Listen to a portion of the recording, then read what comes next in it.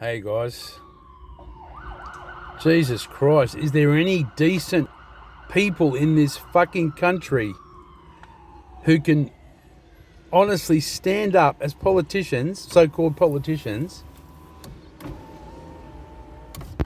that aren't Illuminati, that aren't Masons, that aren't fucking globalists, that aren't fucking part of the Agenda 21 club, that aren't part of the fucking deep state, that aren't bribable, that aren't easily bought with fucking, $400,000, $500,000 salaries?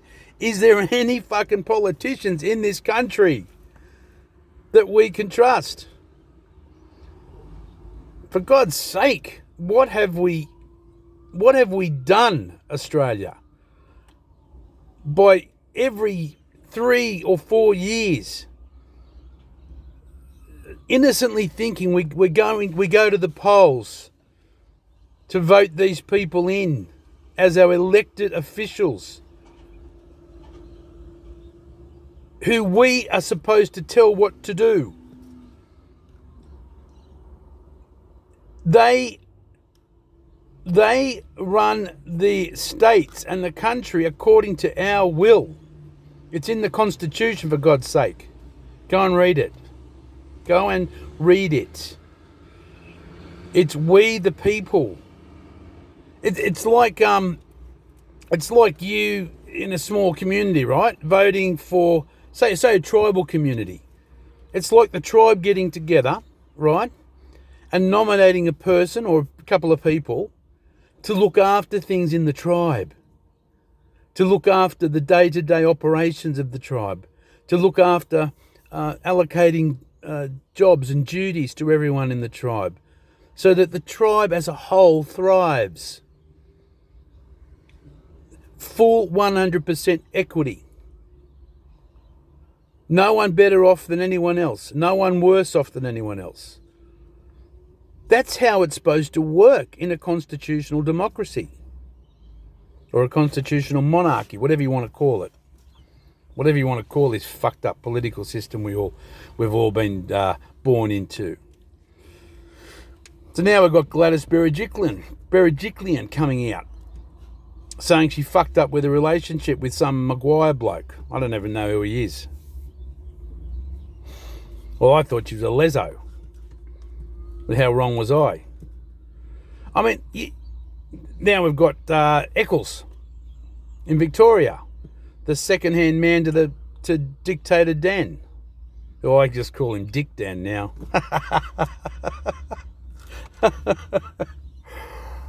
Oh, we've got last week Jenny fucking Mikolos, or whatever her name is, the health minister in Victoria, resigning. Eccles resigning. Meanwhile, Dick Dan just holds his ground, standing up there every day, taking the arrows, and boy, does he deserve the arrows. Now we've got Karen Brewer's come out today with a wonderful, passionate video on just a breakdown of Peter Credlin and her shady fucking past, being the chief of staff, of course, for Tony Abbott. Well, she's just part of the globalist fucking deep state club as well.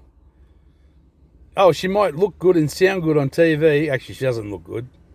But she might sound good on TV. Spruiking against the narrative. And, of course, Sky News has adopted her as part of their pretend little fantasy scenario, pretending to be against the narrative as well. Don't forget, Sky News are owned by Fox, Murdoch. I'm not saying there aren't certain credible, good investigative journalists out there, guys, but we all know Alan Jones's sordid little past, right? I don't know about the others, can't confirm the others, but just take those guys, Sky News, and whoever they're getting on to speak against the narrative, take all that with a grain of salt, okay? Do a bit of background research like Karen has, and if you look into these people's pasts, they've been players from day one. These guys, they get into fucking politics, these people. They get into politics knowing they only have to serve 3 years. Excuse me. Itchy nose. They only have to serve 3 years, then they're out. If they want, they can run again if they want. As soon as they've done their time, they get their fucking pension. They get promised a pension or a retirement plan, right? Meanwhile, they go on to fucking some big wig senior corporate executive job like fucking Julia Gillard and bloody Mike Baird and all the recent ones I can think of. Bob Carr, Jeff Kennett. Yeah, Jeff Kennett's gone over to Beyond Blue. That's where Julia Gillard was up until about 2 years ago.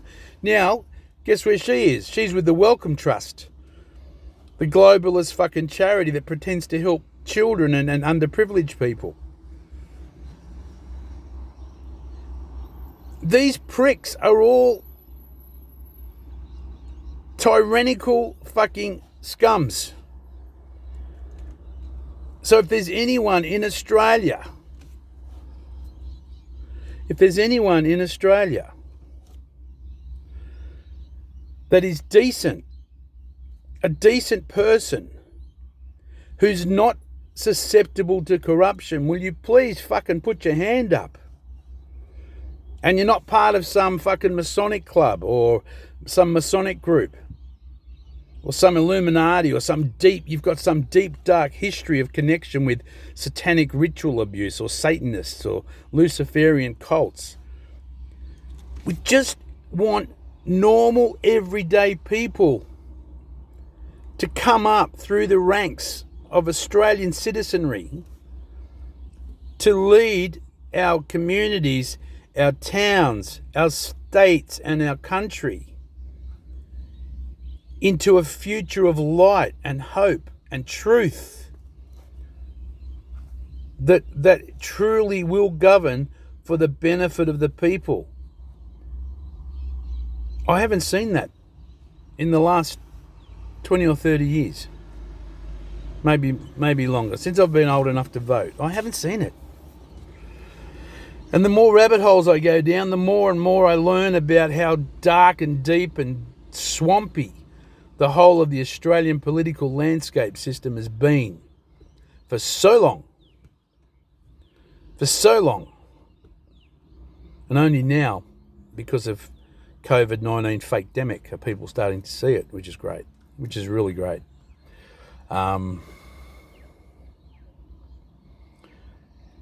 Yeah, guys, I just wanted to get on and rant a little bit, a lot actually, so people are aware of what the hell is going on in Australian politics. We need a whole new political system. You know,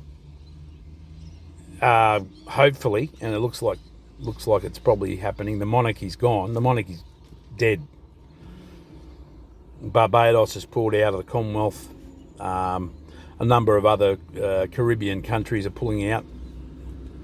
You know,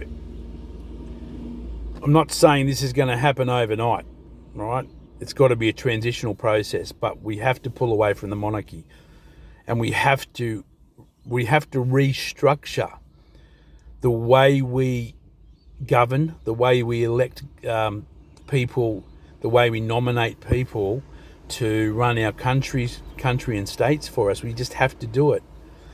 The Constitution was founded in 1900 and commenced in 1901, and there's nothing wrong with the Constitution other than its references to the monarchy, right? It's easy to write a new constitution. We've only got 25 million people here on this massive block of land called Australia. And I'm sure with the right people, the right good, godly people running things or organising things, I prefer to call it administrators, right? That's what the leaders should be. They should be administrators. Not corrupt, dirty scoundrels like we've been electing for the last 50 or 60 years.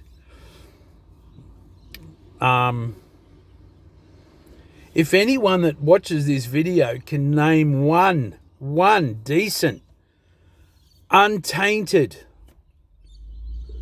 true blue, honest to God,